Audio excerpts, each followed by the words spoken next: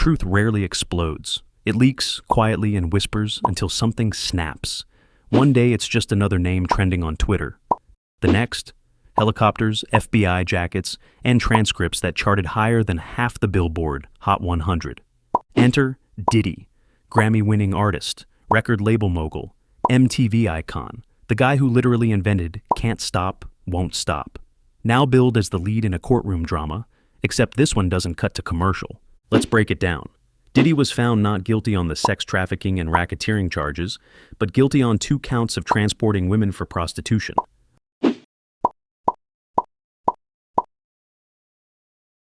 A partial conviction, a career that once revolved around VIP rooms, now orbiting federal courtrooms. But this video isn't just about Diddy. It's about the quiet psychology of scandal. Why do people stay silent in the face of abuse, power, or corruption?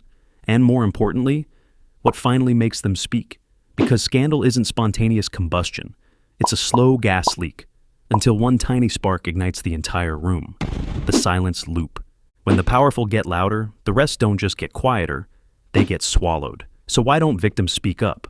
Simple version, it's dangerous. Psychologically messy version, it's a full-blown emotional landmine wrapped in a legal disclaimer. Speak up, and you could lose your job, your reputation, your community, your mental health, your cat's emotional support hamster. Everything. Your brain does what brains do best, protect you. It runs the math and goes, oh, telling the truth comes with consequences, emotional backlash, career fallout, and maybe a lawsuit. Say less. Silence it is. Psychologists call this learned helplessness, where you've been hurt enough times for trying that even when escape is technically possible, your mind taps out before your feet ever move. Then there's the spiral of silence, a theory that sounds like a poetry slam, but is really just a social trap. If no one else is saying anything, you assume you're the only one who sees the monster in the room, so you start questioning your own reality. Maybe I imagined it. Maybe I'm overreacting. Maybe I am the problem. This isn't weakness, it's isolation, weaponized. Because abusers don't just hide your voice. They build you a whole soundproof box and lock the door with guilt. They say things like, no one will believe you. You'll ruin everything. You owe me. You should feel lucky I even chose you. And when they have money, fame, and a legal team that bills in 6-minute increments, it's not just a power imbalance. It's a psychological chokehold dressed in designer shoes. So, no, people don't stay silent because they're fragile. They stay silent because their brain knows what happens when you speak truth to power. Power speaks back. With a lawyer. The enabler effect. Monsters don't hide in shadows. They host galas. They're not lurking under beds. They're on stage, holding awards, popping champagne, and thanking their incredible team, some of whom are actively helping them get away with everything. People always ask, how did nobody stop it? Cute question. Here's the answer.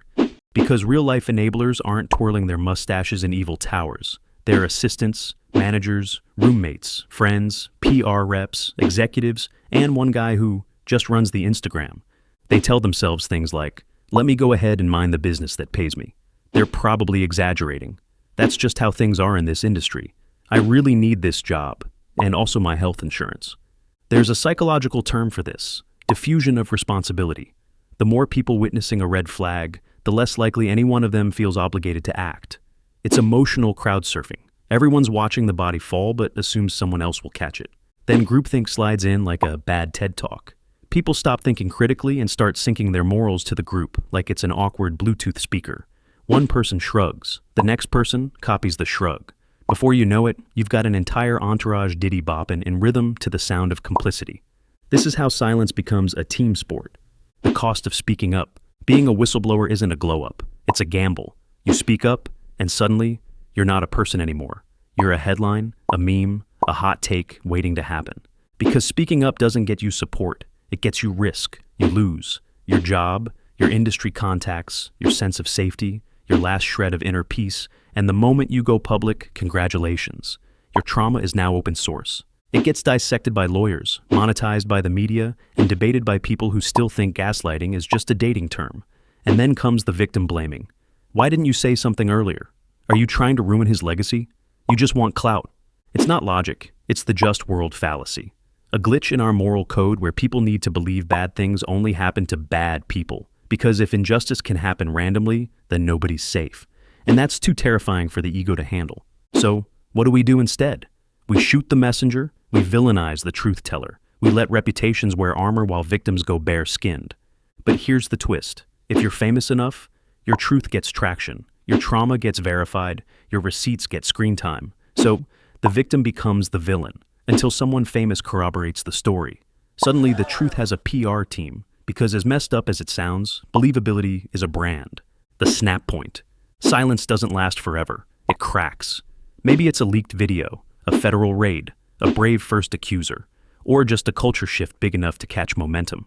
In Diddy's case, it was Cassie. One voice became two, then more.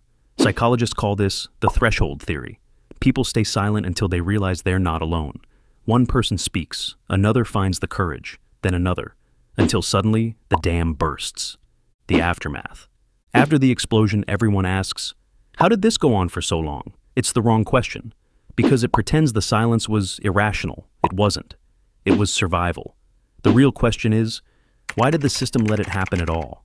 People love to act like they'd have done the right thing. They wouldn't. Because of two things. Hindsight bias. Once you know the ending, it feels obvious. Cognitive dissonance. It's easier to believe victims are lying than admit someone you liked is a predator. Scandal is less about monsters in disguise and more about the systems that teach everyone else to look away. The double standard. Not all scandals echo equally. Some explode like fireworks. Others just glitch the algorithm for a few days and quietly disappear. Let's get uncomfortable for a second. Because this part might sting, but it also might explain a lot. Black artists face faster, harsher, and more public fallout than their white counterparts. Not because they're guiltier, but because the system loves its villains visible, especially if they're black. When Cosby's skeletons came out of the closet, people didn't just cancel him. They wanted to wipe out everything he was connected to. The Cosby Show was pulled from networks. Streaming platforms yanked it. Reruns evaporated. You couldn't even find Huxtable memes without getting side-eyed. Meanwhile, Weinstein, yeah, he went down. But notice what didn't. No one called for a global moratorium on Shakespeare in Love, or demanded Quentin Tarantino give his Oscars back.